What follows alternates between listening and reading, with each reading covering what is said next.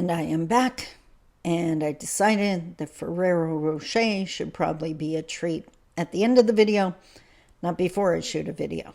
So, today I'm finishing the discussion of pre-contact education. So if you watched my Wednesday and Thursday video, if you don't, links in the description, in the notes before the video or below the video. We've been talking about pre-contact education.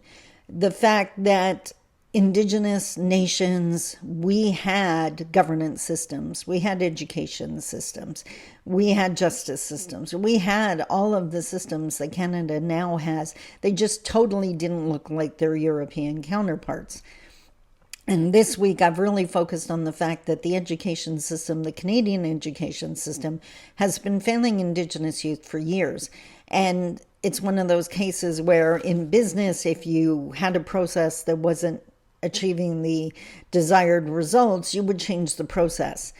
But in Canada, unfortunately, often the gut reaction or the instant go-to reaction is that it's the Indigenous youth's fault, that they're failing, that this system works well enough for us, it should work for them. We could also argue to the end of time whether it's working for non-Indigenous youth, because I don't believe it is. But in today's video and the last two videos, what I wanted to do, this is an Indigenous-centered YouTube channel, and I wanted to do Indigenous-centered education rather than tearing apart mainstream. Let's look at what did work.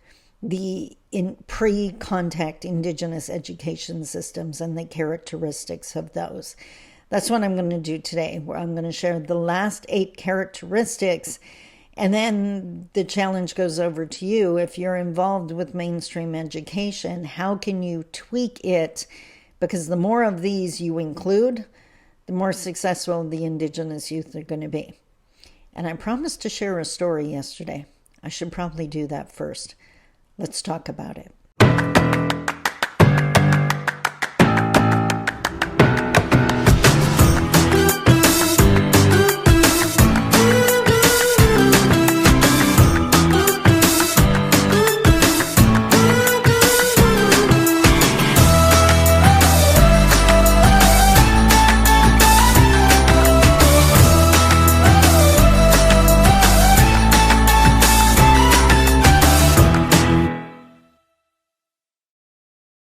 Bonjour, Mishko Pakanon Quain Edition Mang Nodem.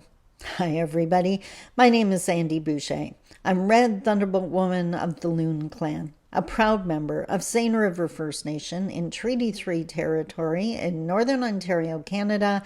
And as mentioned in the opening, we are finishing our discussion of the characteristics of a pre-contact Indigenous education system. But I did mention there was a story I wanted to tell you, and this was years ago. I had the opportunity to work with a First Nation community in Northern Ontario, and the chief and I had a chance to sit and have a conversation, and we were talking about education. And I shared with him that I had this crazy idea, because I had worked with so many youth over the years, and I saw that they were lost. They were struggling with their identity. They knew they were different from mainstream, but they really didn't know how, because their community seemed to be more focused on fitting in with mainstream than it was on thriving. And so I mentioned to the chief that if I could wave a magic wand, our youth, our Indigenous youth, wouldn't get anywhere near a mainstream Canadian education system until high school. And before that, it would be that pre-contact Indigenous education system. They would be in the community. They would be learning their languages.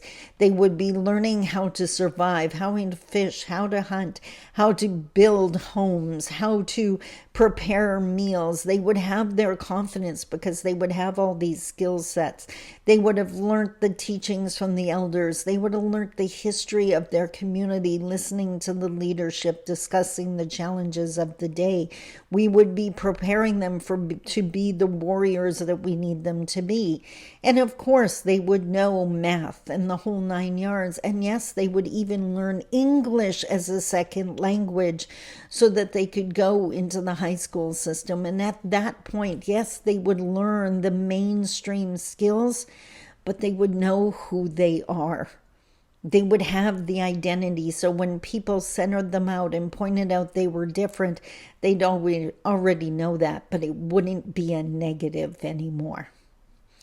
So there I go, hit the microphone. Of course, I had to do that at least once this video. I got a new mic for those of you new to my channel, and I used to yawn in my videos. Now I beat up my microphone. But so that's why I wanted to share these characteristics of a pre-contact Indigenous education system.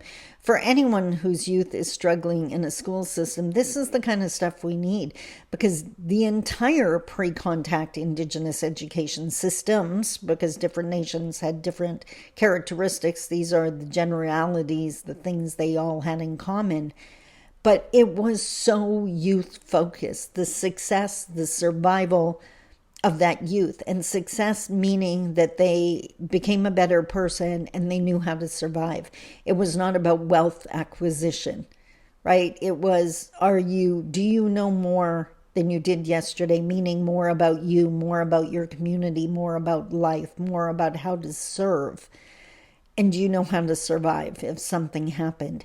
And one of the things that was stripped from Indigenous people when the colonists arrived was that independence, that ability to survive. Their hunting was restricted. Their fishing was restricted. They had to get permission to leave the community to go to hunt. So, and the communal sharing was banned. Different values were imposed. And now there are so many Indigenous people that are dependent on outside sources. And independence is where your self-confidence and your self-esteem come from. So we really need to start looking at this stuff. So we had 8 more characteristics to run through. The other ones super fast. Pre-contact Indigenous education systems were integrated with day-to-day as opposed to separate. They involved community members. Everyone was a teacher. Everyone was a student. Focused on survival and personal growth, not career or financial success. Was integrated with culture and tradition. It was not scheduled. It happened naturally rather than within scheduled hours. It was active learning, curiosity, a sense of wonder. Knowledge was shared and passed through the generations. It was never about acquisition, but rather unity and community service. No grades or no tests outside of the natural ones. The student's path was revealed, not decided upon. Really focused on responsibility to self, family, community, and nation. And there was no actual school or classroom. It was land and community based. Now, the last 8, the grandfather teachings, the 7 sacred grandfather teachings were interwoven because it's part of every single day. It is not a lesson you take. It is not a list you memorize.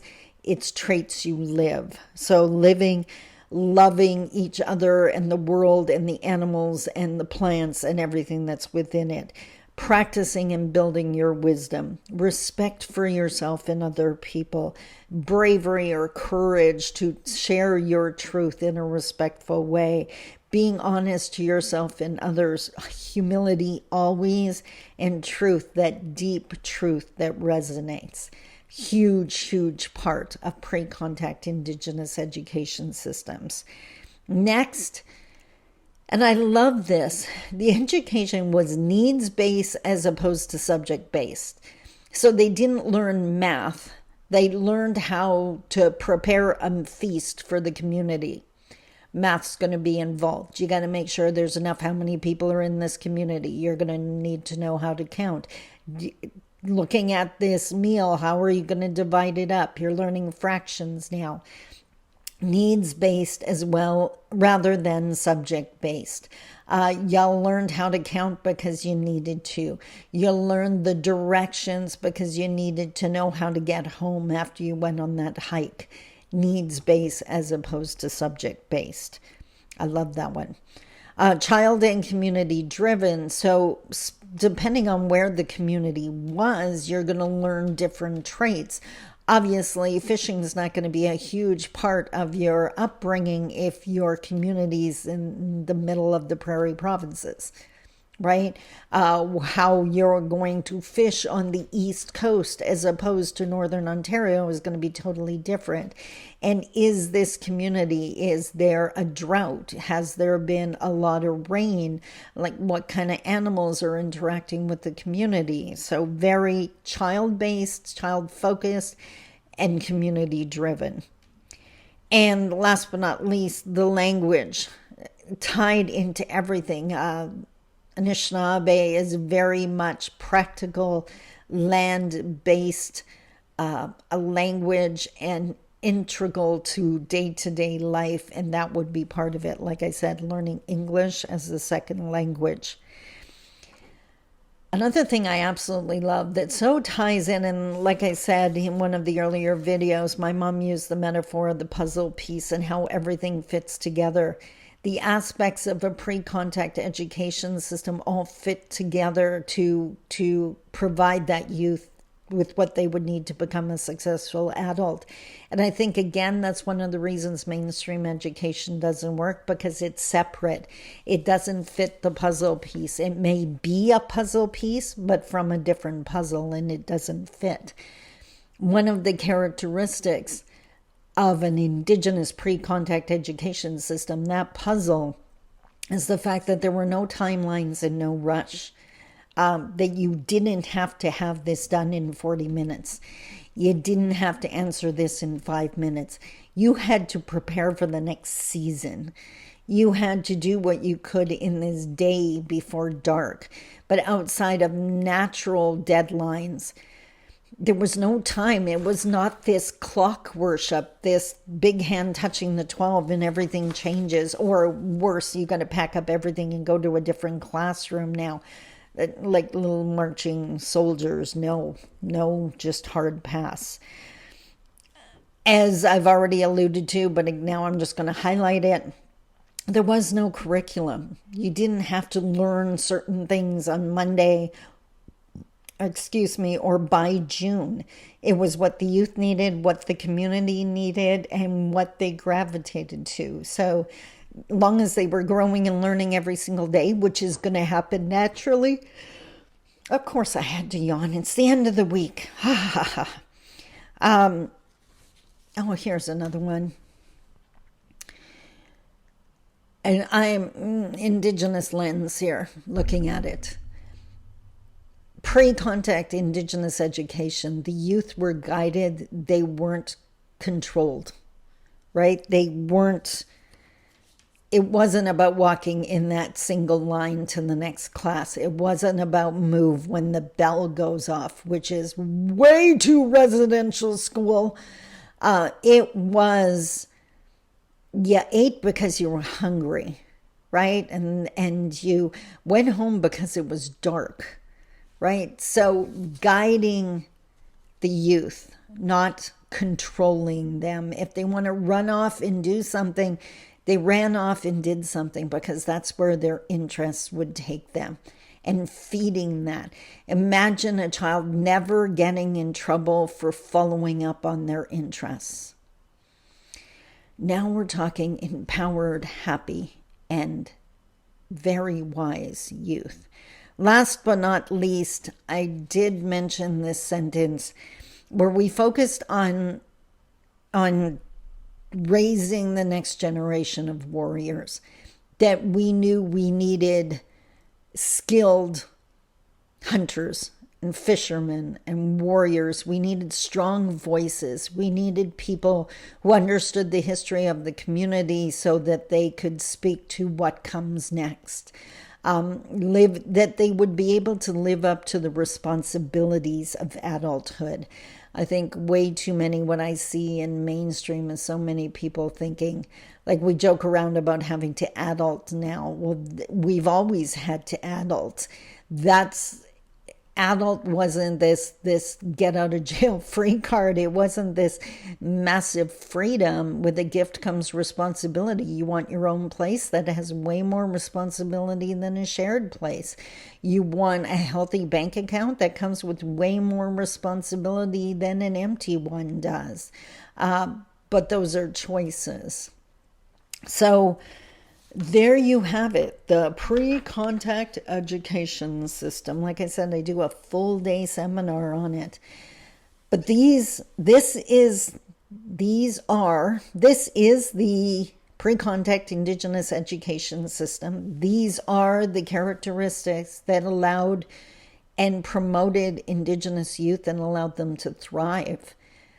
And I think you can see how mainstream is falling apart. And again, I repeat, I think as Indigenous people, we're going to quit waiting for Canada. That's not empowering. That's outside dependence, dependent on outside means. We need to design these own systems for ourselves. I mentioned that my grandchildren are homeschooled, and I love that my daughter did not follow this checklist. She naturally does the best for her children, and by doing so has done such a great job of replicating the pre-contact Indigenous education systems. The process that we have now doesn't work. And like every other process that doesn't work, it has to change. And I honestly believe if the education system was changed to better fit Indigenous youth, then a whole lot more than just Indigenous youth would thrive in that system. Dying to know what you think. What did you think of the information shared? And I don't want to hear any, well, we can't do that because that's the reason we can't, because people are saying we can't. I know if I had to do it over again, my children would have never seen the inside of a classroom. And I am so thrilled that my grandchildren never have. Until next week, I love you. Take care. Bye-bye.